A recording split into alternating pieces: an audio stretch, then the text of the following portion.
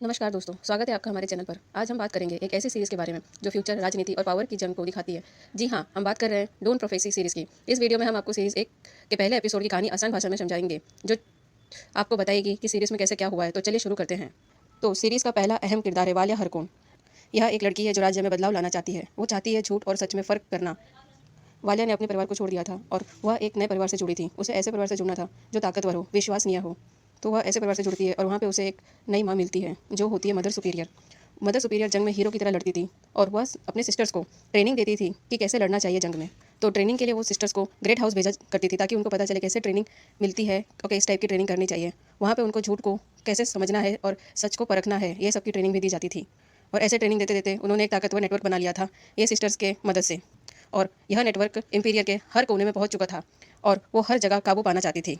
फिर मदर रकेला एक secret mission पर निकल जाती थी। यह मिशन था कि वो सही शाही परिवार में शादी कराती थी ताकि ऐसे बच्चों का जन्म हो जिन पर वो शासन पा सके। और यह मिशन काफ़ी सिस्टर मानने को तैयार नहीं थी। जो कट्टरवादी सिस्टर्स थी वो सब ये मिशन का विरोध करती थी, लेकिन वालिया इस मिशन के सपोर्ट में थी। तो मदर सुपीरियर को वालिया पे कुछ ज़्यादा ही भरोसा था। तो मदर सुपीरियर वालिया को चुनती है ये मिशन को आगे बढ़ाने के लिए, क्योंकि उनको वालिया पे बहुत ज़्यादा भरोसा था।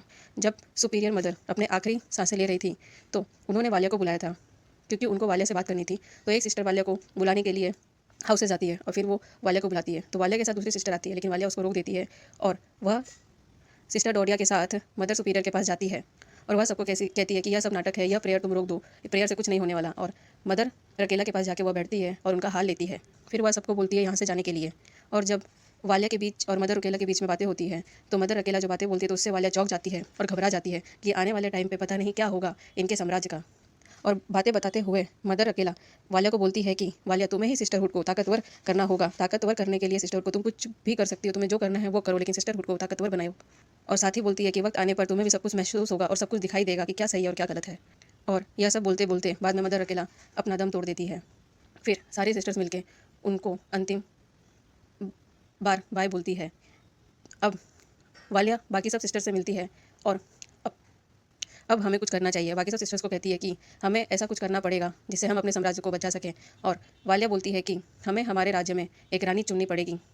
तो वो लोग एक सॉल्यूशन में आते हैं कि उनको राजगद्दी पर बैठाने के लिए एक सिस्टर चाहिए रहेगी और वो सिस्टर को वो लोग रानी बनाएंगे अपने राज्य की। और ये सब करने का कारण था ताकि वो लोग तानाशाह से बच सकें। वो लोग घबराए हुए तो थे कि उनके राज्य में पहले ऐसे कोई रानी नहीं बनी है। पहली बार हो रहा था जो इनके राज्य को संभालेगी, देखेगी, और पहली बार कोई रानी बनेगी इनके राज्य में। वो लोग डरे हुए थे कि नदी का रास्ता कांटों से भरा हुआ है और ये रास्ता वालिया ने खुद नहीं छोड़ा, और इसलिए मदर सुपीरियर ने वालिया को चुना है। वालिया ग्रेट हाउस से जाती है और मदर डोरटिया को कहती है कि आप यहाँ क्या कर रही हैं, और दोनों में बहस शुरू हो जाती है। मदर डोरटिया कहती है कि हमें लोगों पे राज नहीं करना है, जबकि लोगों को एहसास दिलाना है कि हम खुद विधाता नहीं बन सकते। वालिया डोरटिया को बोलती है रुक जाओ। वालिया डोरटिया को नया हुनर बताना चाहती थी और वह एक सर पे बताना चाहती थी जब वह अपना सर झुकाएंगी, लेकिन डोरटिया इनकार कर देती है कि वह कभी भी वालिया के आगे अपना सर नहीं झुकाएगी। फिर वालिया कहती है कि सिस्टरहुड के लिए वह कुछ भी करेगी, शस्त्र दे दो वापिस। कुछ सालों बाद सारी सिस्टर्स मिलके आपस में बात कर रही हैं। फिर वहाँ एक सिस्टर इंपीरियर गार्ड प्रिंसेस के लिए आए। प्रिंसेस का भाई वहाँ जाता है और कहता है कि उसकी सिस्टर प्रिंसेस है और वह ऐसे किसी भी तरीके से नहीं रह सकती है। उसके लिए ग्रेट हाउस में थोड़ी अरेंजमेंट्स करनी होगी, जिस वजह से वह इस ग्रेट हाउस में कंफर्टेबल तरीके से रह सकती है। अरेंजमेंट्स में वो कहते हैं कि खुद का रूम हो, खुद का बेड हो, साफ सुथरा हो, ये सब अरेंजमेंट्स की बात कर रहे होते हैं। लेकिन मदर रेडी नहीं होती है। वो बोलती है कि यहाँ सब स्टूडेंट को इक्वल ट्रीटमेंट दिया जाता है, किसी को भी स्पेशल ट्रीटमेंट नहीं मिलती। बट उसका भाई ना खुश होता है यह सुन के, और फिर वह फॉर्मेलिटीज़ करने के लिए तैयार हो जाता है।